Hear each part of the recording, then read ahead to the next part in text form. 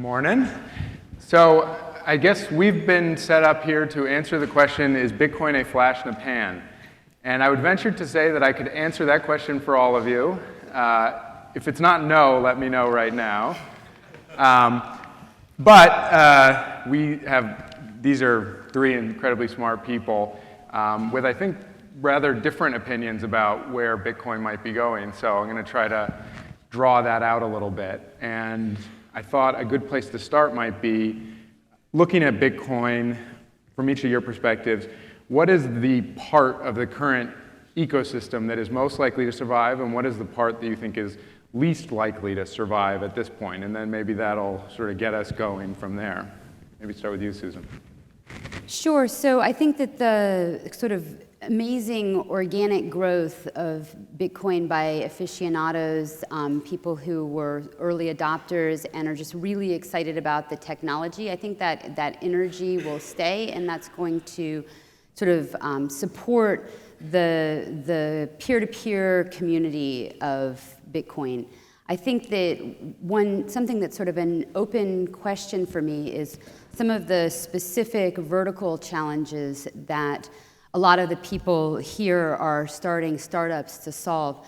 There's a question of how those are going to get solved best. So if you think of some of the different kinds of money movement solutions, remittance solutions, services for businesses, some of those I think will continue to be based on Bitcoin, but I also think it's possible that some of those specific applications, maybe they need a lighter touch, maybe they need more privacy, maybe they need less privacy, maybe they need a tweak to satisfy regulators. And so at that point, it'll be sort of a race between something that's built on top of Bitcoin to adapt to the specific circumstances, or maybe something that's forked or done independently.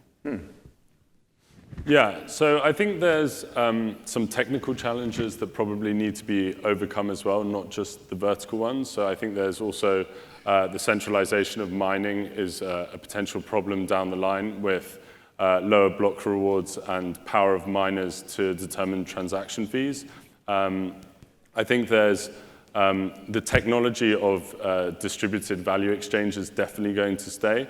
But I have questions on whether proof of work in the current architecture is able to sustain that over the long term. I think, well, the blockchain technology is the enduring gift of Satoshi Nakamoto, and that will radically transform our world for decades to come. I think there's no doubt in my mind that currencies based on blockchain technology, as well as a myriad of other applications based on the ability to do decentralized trust at scale, will transform many aspects of the internet, many aspects of social interactions, finance, law, accounting, and society in general in ways that we can't even imagine yet. Spoken like a true employee of Blockchain.info.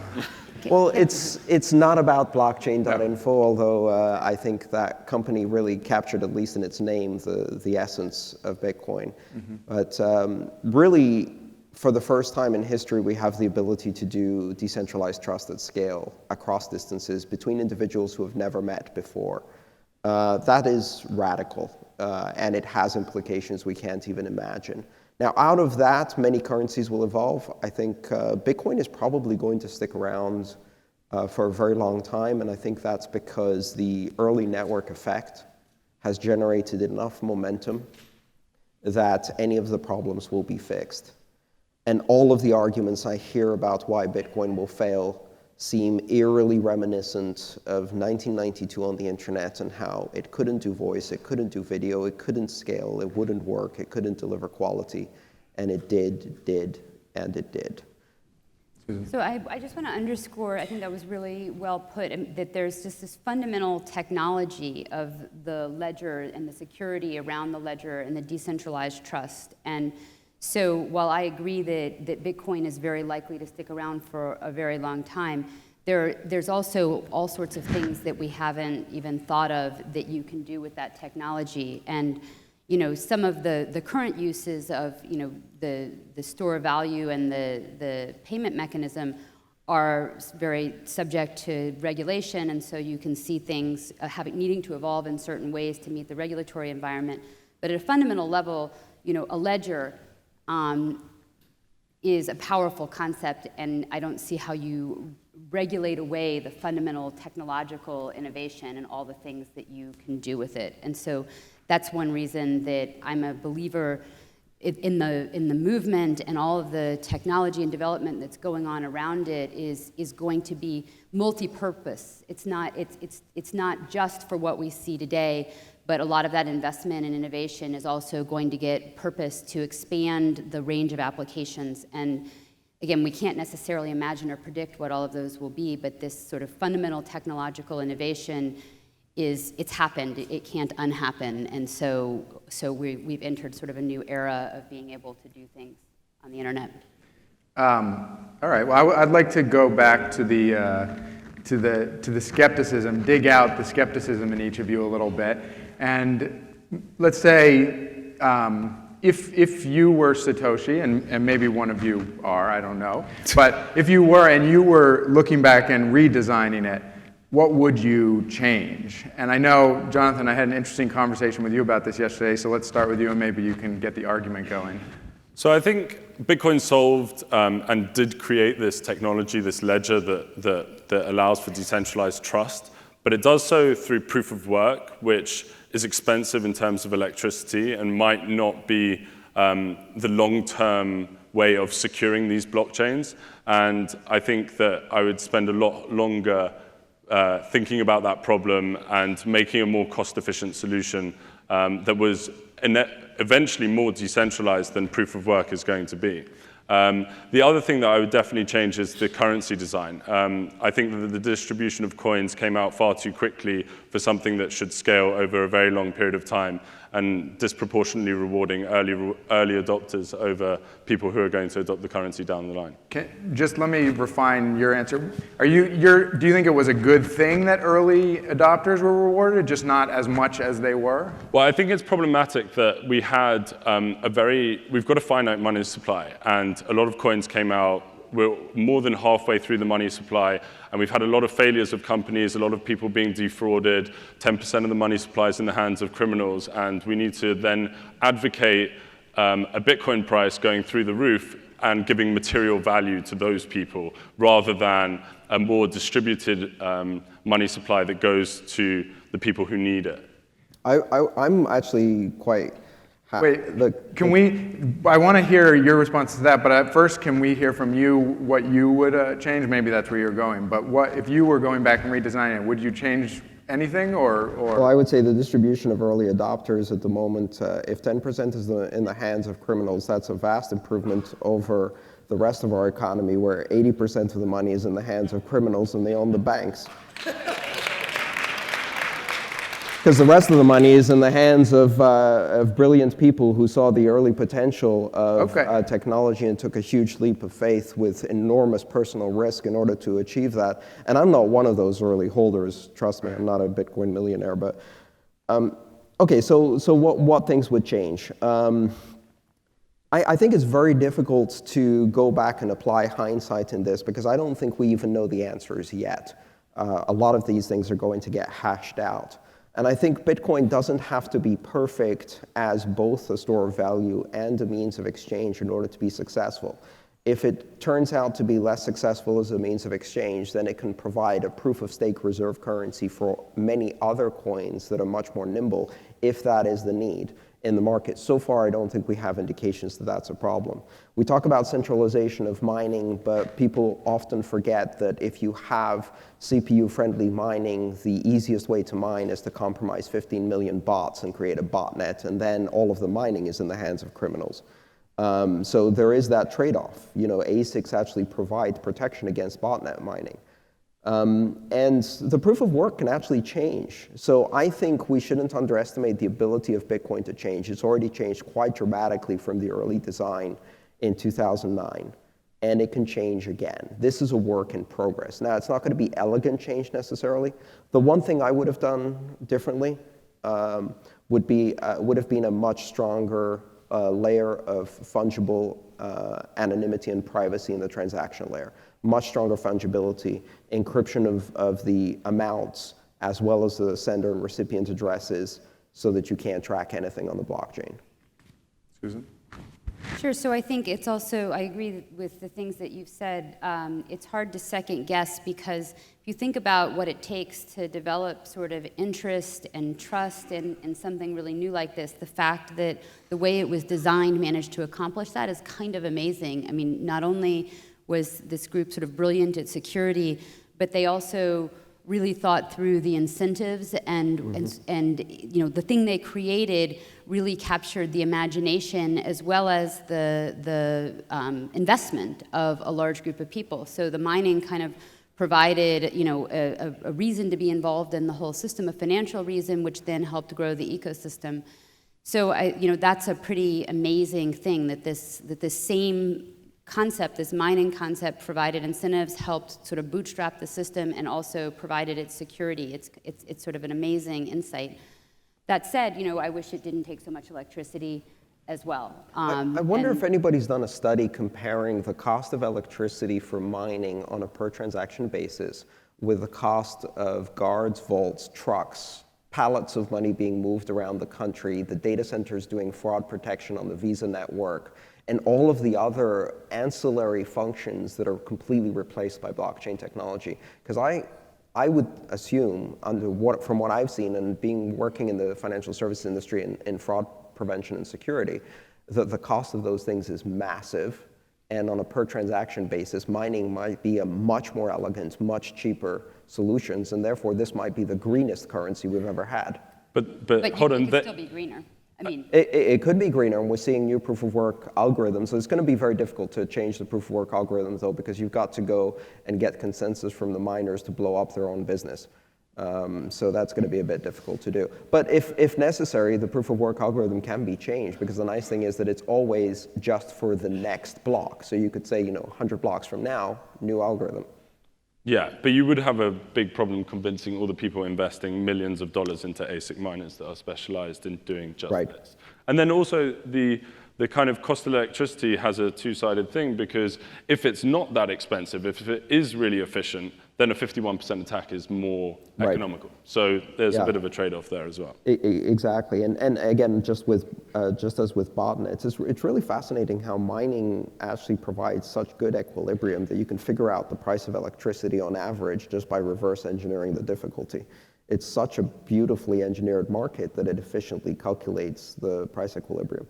Although we're now moving to a world where where Bitcoin also has vaults and guards and high security. I mean, obviously to a lesser degree than gold does and dollar bills do, but I think those are really temporary measures, because what we're seeing at the same time is the development of hardware wallets and other primary security mechanisms based on trusted computing that are much better solutions than vaults and buried treasure. It's interesting, Susan, I think you're the first person I've heard who starts by referring to Satoshi as they rather than an individual.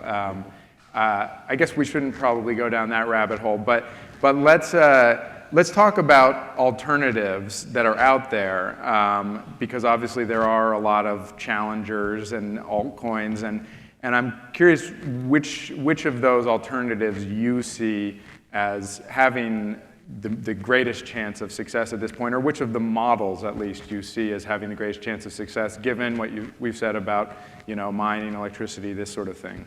Sure. So I think one of the functionalities that, and you've already brought this up, is the privacy and anonymity. So, for fitting into, there's a couple of reasons why this is really important. For fitting into a regulatory framework, it can be very important that if you trade $1 for a Bitcoin, that you know where your Bitcoin is landing, that you know the identity of the wallet, that you know that that wallet address is not in, say, North Korea, that it's not subject to sanctions. And so the inability today to really verify the holder of an address is an issue. On the other hand, if you thought about a company doing a lot of its internal business over the blockchain, then even they would worry, they would have to take a lot of effort to make sure that they weren't revealing company secrets that way. And of course, there's people out here who get paid in Bitcoin, and I could probably figure out your salary if I worked at it.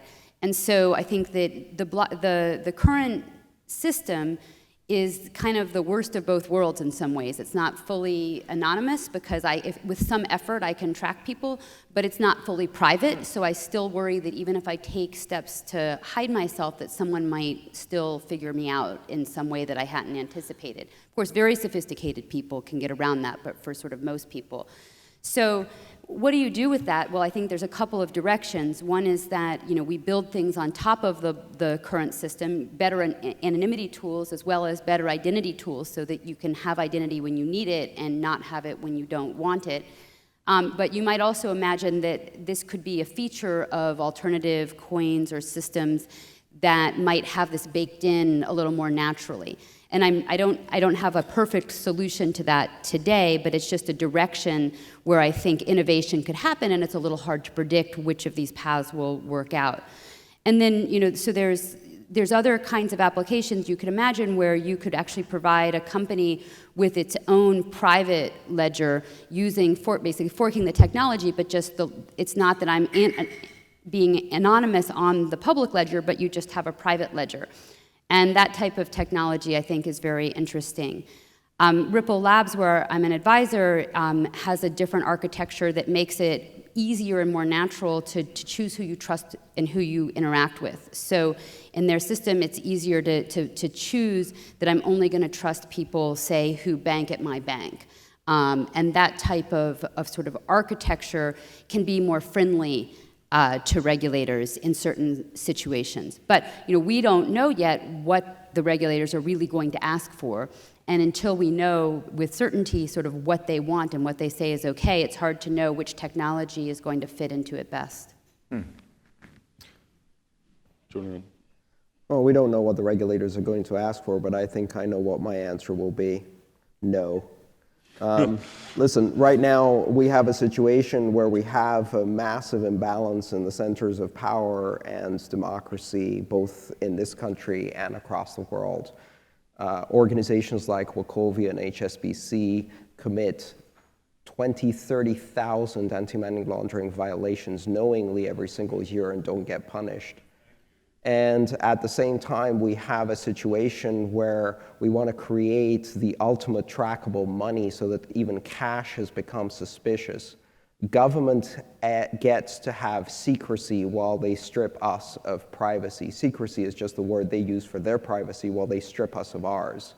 And that's not the way it should be. Government should be fully transparent, and we as individuals should have the right to privacy, a right that's been encoded since the Magna Carta. And blockchain technologies actually give us the ability to do that because they allow radical transparency is easier than radical anonymity. And if you do traditional law enforcement, which involves unraveling conspiracies and turning states' evidence against other people in the conspiracy, you can actually track things quite effectively in the blockchain. What you can't do is ubiquitous surveillance, and that's the right balance. So we can achieve individual privacy while causing governments to gravitate towards radical transparency in their ledger, as it should be, so that they can gain the consent of the governed. We're in an unbalanced situation. And the regulators have this idea that they have power over the use of Bitcoin. But Bitcoin is the first transnational global currency, and the blockchain technology isn't going anywhere. And it can create these transnational currencies. If they try to stomp on Bitcoin, they're going to discover that Bitcoin was the little gecko technology, like Napster was the benign file-sharing technology. And when you stomp on the gecko, you cause it to evolve until it becomes a Komodo dragon and it bites off your foot next time you try to stomp on it. If the regulators try to stop Bitcoin, they're going to end up with much stealthier technologies because the evolution of currencies will create venomous versions to resist regulation. And in a transnational currency, the currency will flow to the places where it can go most easily. So I think it's important to understand that the regulators both have limited power and should have limited power.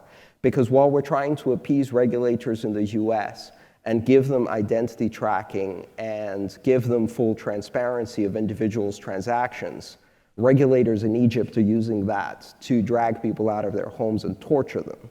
as they are doing in dozens of other countries around the world. And we need to be more aware that this is the global environment we live in. Individual privacy means freedom of association and expression. It's a cherished right. It's one we have to absolutely defend. We have to do it for the places where owning currency and using it as an empowerment tool as an individual gets you killed. So when the regulators come and they say, let's fix Bitcoin to make it more palatable so that we can regulate Bitcoin like we haven't regulated HSBC, I say, go away. Bitcoin's fine.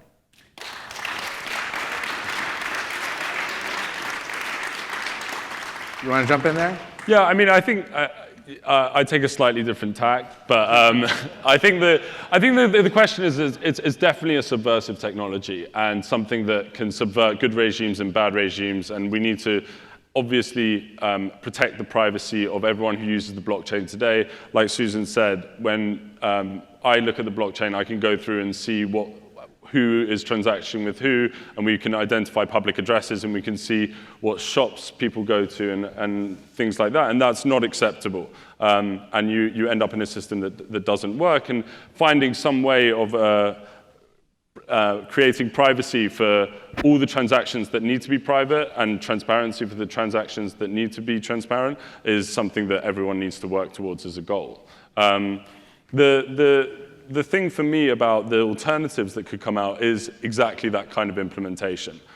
Something that's palatable to the masses rather than a system that we have today, which is essentially public knowledge about everyone's transactions is not palatable to the general public. Yeah. And it's not tenable for corporations either. I mean, that's a big thing that Susan mentioned. I get paid my entire income in Bitcoin.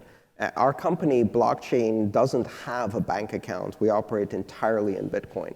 Now, we can't do payroll if the treasury account just pays individuals, because then you can track the treasury account and the individuals, and then we become a completely transparent organization. That's a competitive disadvantage. So what is, for each of you, I mean, it sounds like there's sort of an agreement that actually there's, rather than being too much anonymity, there's too little anonymity. On that front, at least, where do you see the most likely next move? Well, I still think that, taking into account everything you said about the risks of losing privacy, that it's not totally unreasonable that a financial institution should know who they're transacting with at the first hop.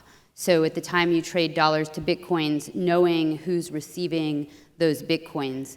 But then at that point, there are many applications where people in the hop from there would like to have their privacy. Mm-hmm. And so, my academic research, I do research with internet browsing data as well as now, mining the blockchain and trying to understand transactions. As a researcher, it's fabulous that the blockchain is so open and that not that many people are using anonymity tools right now.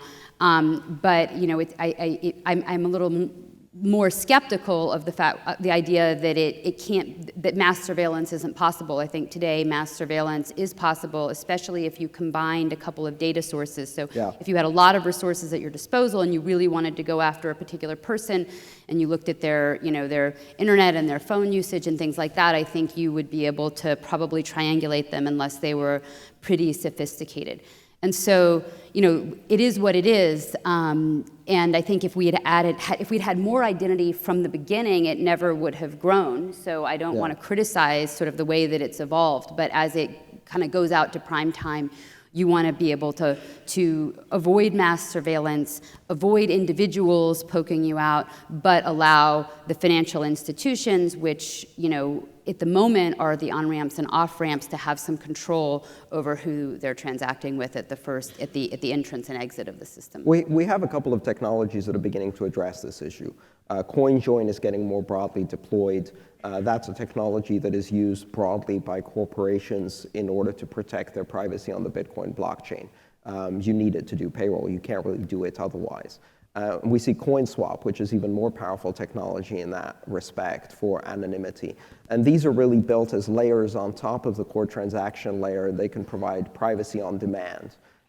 Personally, I would like to see those implemented in every wallet with reusable addresses, going away and having unique addresses for every transaction, and every transaction goes through CoinJoin whether you know it or not. Just like if you use a browser on the internet today, you use SSL. You do not have a choice to not use SSL for the sites that enforce it. It's end-to-end, it's solid, and the user doesn't know it's on. And I think that should be the goal for anonymity, is that every wallet does basic privacy management built in, not reusing addresses, using CoinJoin for every transaction. And when you're not doing transactions, remixing your own addresses with CoinJoin. Jonathan, you want to add to that? Yeah, I mean, that gets to the point of regulation. I mean, the regulator's not gonna agree to that. Well, the regulators can provide identity tracking as an optional feature on top of those technologies, where you can do the appropriate disclosure when you want to. But the point is the regulators are not going to agree to that. Great. They can go build their own blockchain, which does have that feature, but they don't have consensus on the Bitcoin network, and they do not control the entire globe, and this is a transnational global currency. So if the regulators in one place say no, all that does is it stops some people in that place, mostly the legitimate users, from using it in that locality, while the criminals continue to use it, the regulators themselves continue to use it, and the jobs and the growth and the innovation and the votes go elsewhere. So that's going to be a big problem for regulators, because you can't do this on a locality by locality basis.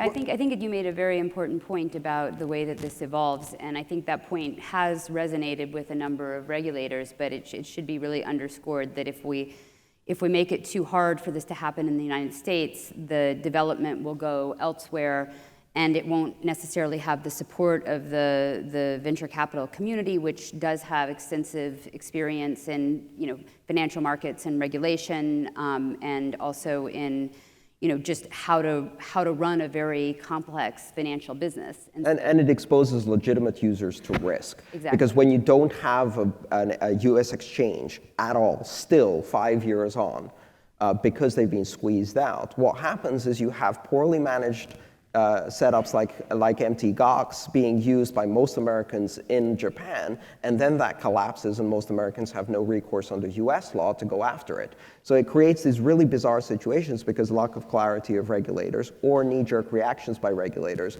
just lead to more poorly managed, less regulated solutions elsewhere. You've raised the question as to whether, or you've indicated that it will survive if regulators in various localities decide to stamp down on it. And it's always an interesting question for me. I mean, right now, for all the people that are using Bitcoin, it's still a relatively small community in the scope of the world. I mean, Jonathan, you were talking about some of your data on this.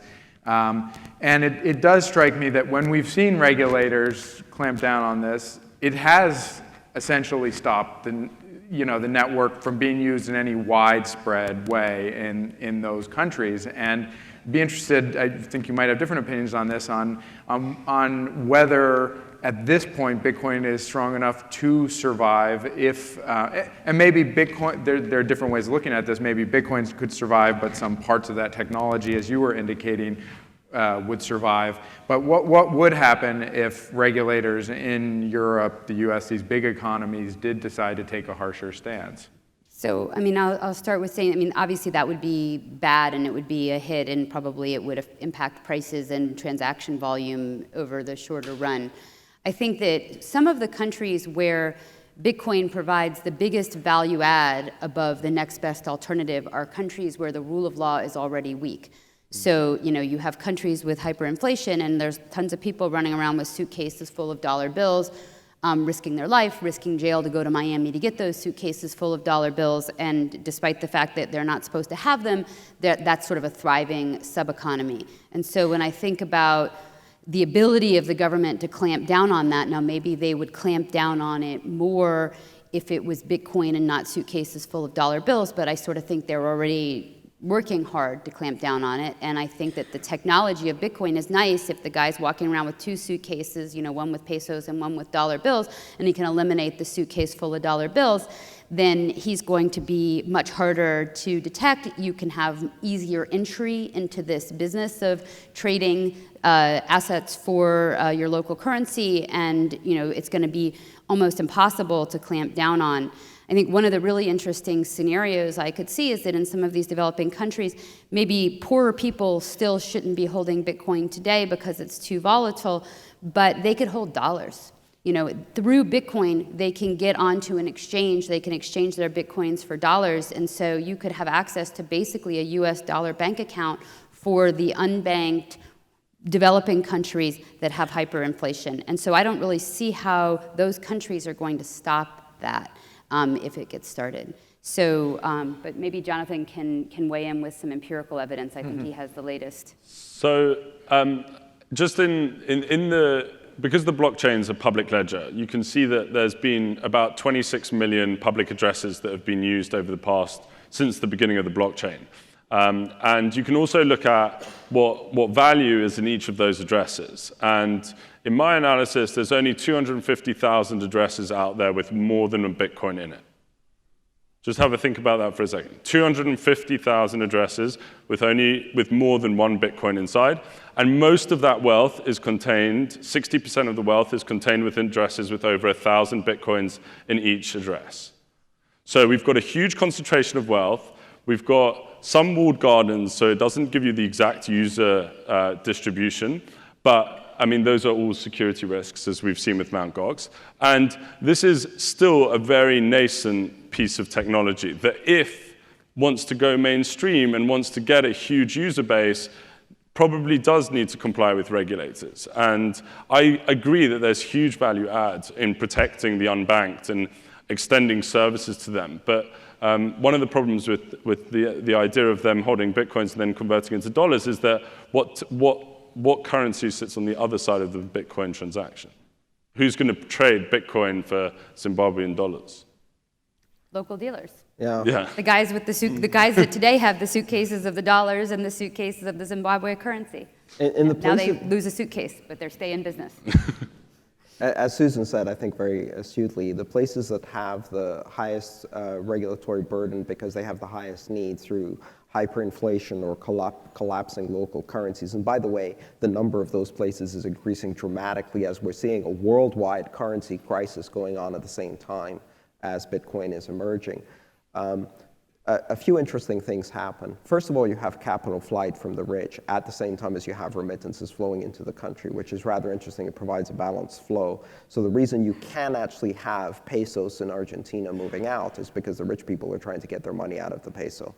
Secondly, if you have a regulated environment that tries to crack down on cryptocurrencies, the people who end up holding cryptocurrencies are the regulators, the cops, the soldiers, the generals, the politicians.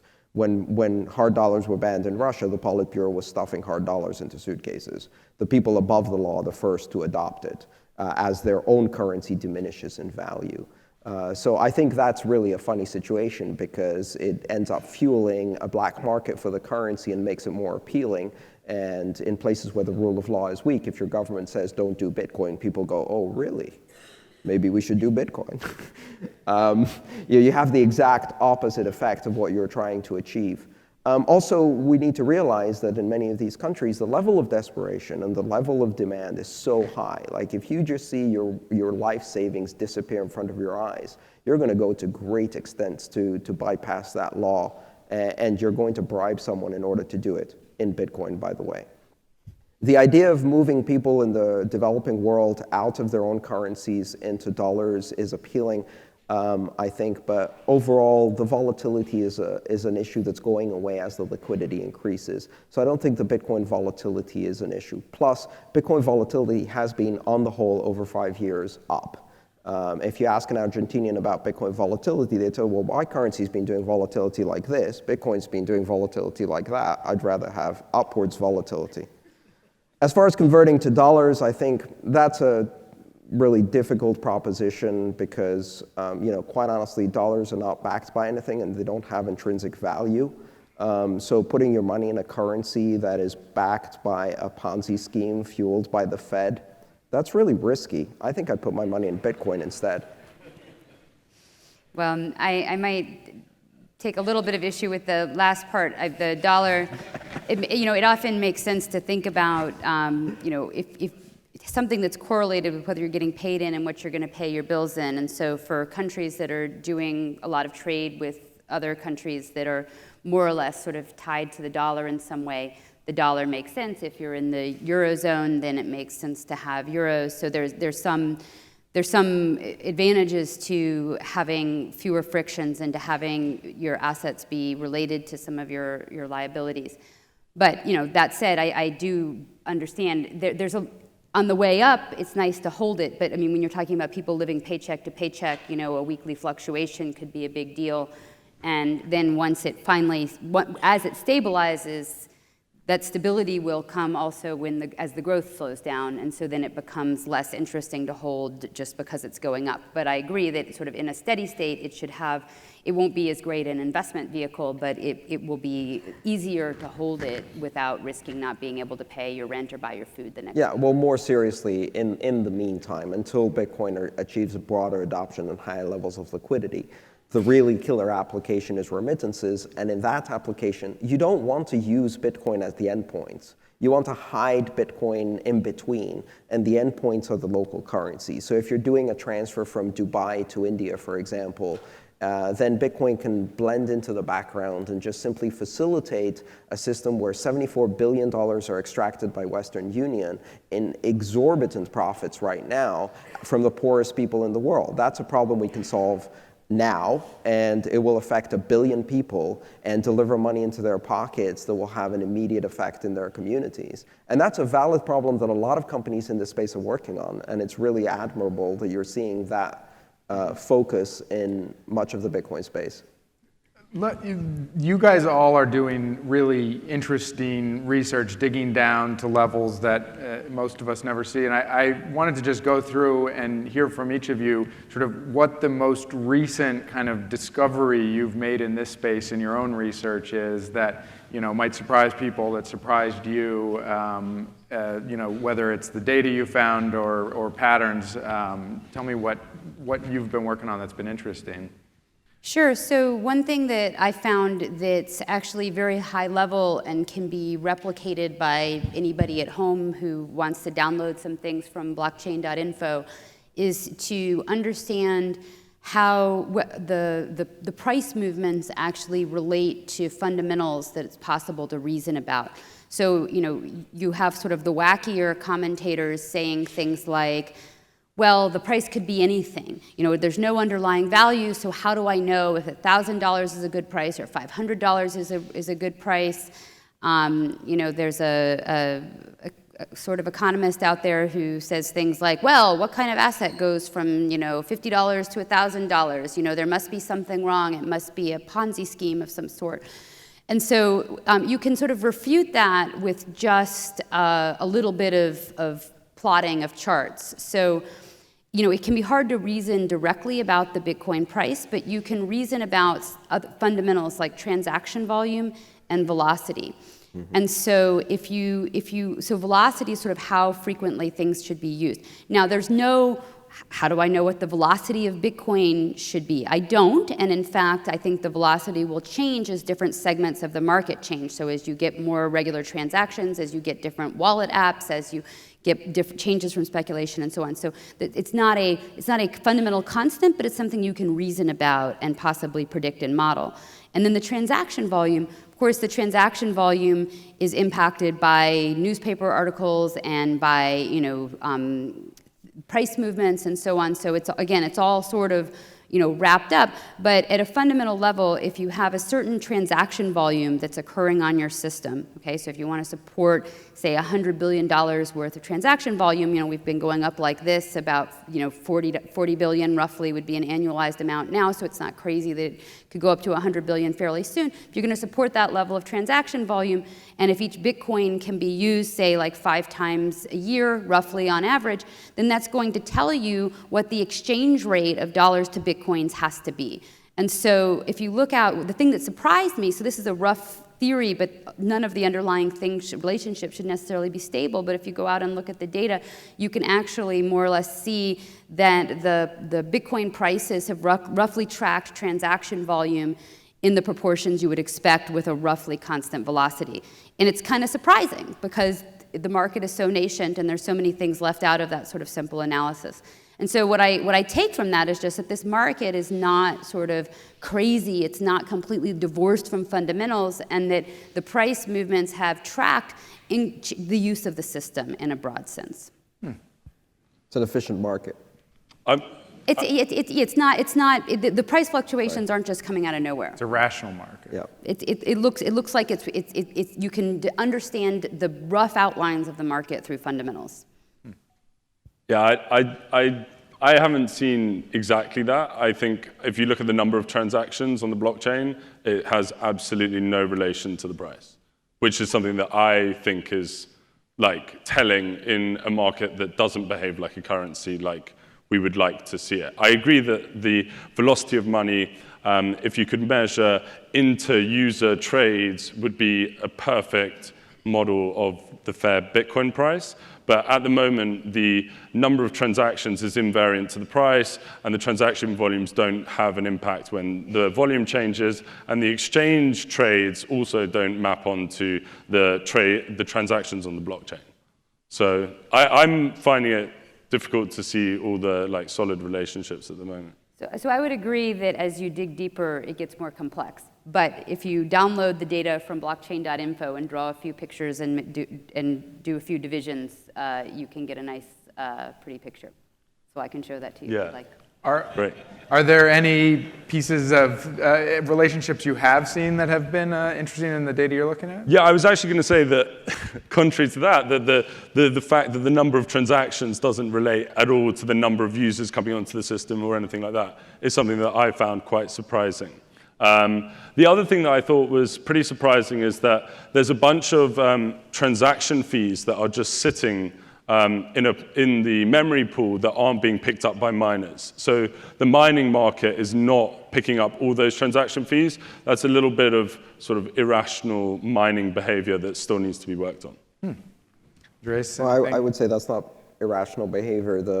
The ability to which, the speed at which you can propagate a block depends on its size, and therefore, given that the reward is disproportionately biased towards reward instead of transaction fees at the moment, getting out a smaller block at high speeds in order to collect the reward. Because keep in mind, you don't probabilistically decrease your reward collection. You either get it or you don't, and it's a race. So. I think that's a rational response, leaving transactions out in order to make a smaller block. But that's a really bad thing for the network. It's a bad thing for the network now, but over time I think it balances out, and we're going to see that gradually change, but we'll see.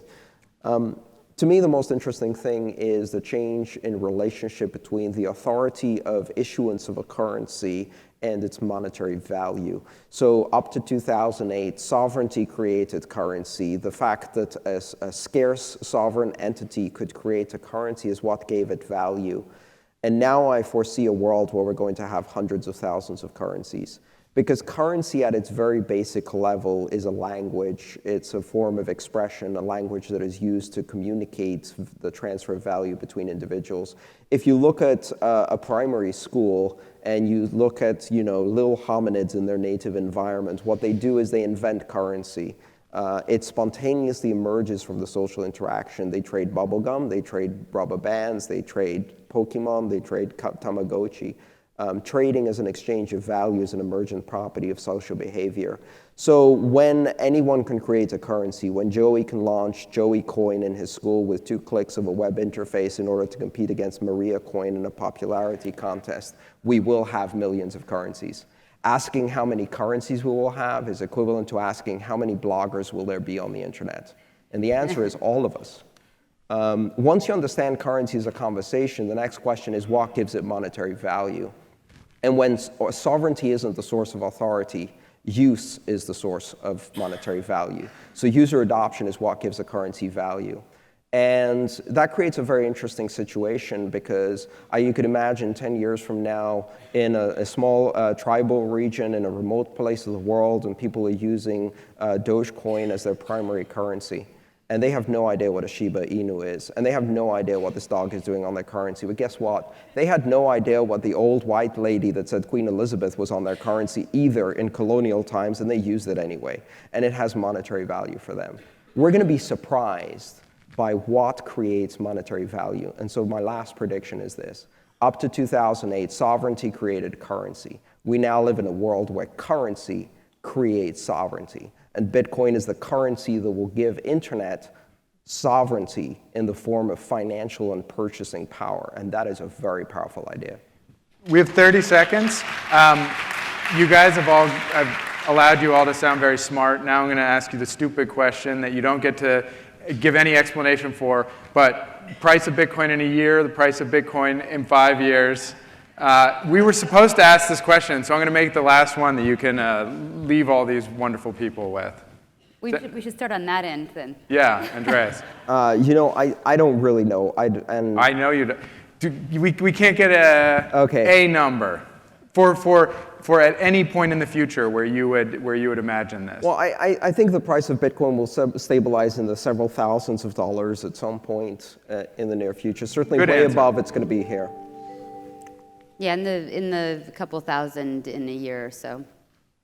I'm going to go 500 in a year. Okay, that's all. We're done.